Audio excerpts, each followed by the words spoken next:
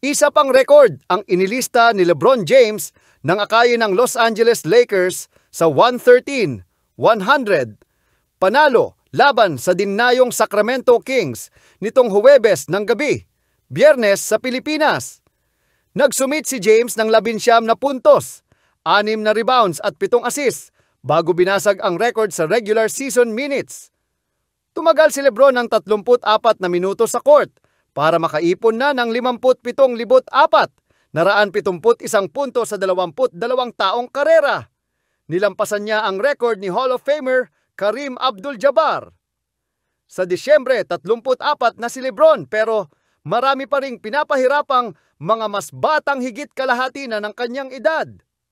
Humarabas ng 21 puntos, 20 rebounds si Anthony Davis para sa Lakers sa opener ng 2 game set sa Golden One Center.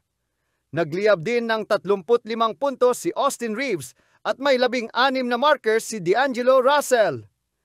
Kinapos ang 26 na puntos, 5 assists, 3 steals ni Aaron Fox at ang halos triple-double na 18 na puntos, 12 rebounds, 9 na assist ni Domantas Sabonis sa Sacramento. May 17 markers si Malik Monk. Halos buong larong naghabol ang Kings bago na idikit sa 73.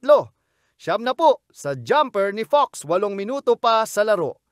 Sumagot ng pabandang basket si Reeves para sindihan ang 10-2 run na muling nagpalayo sa Lakers.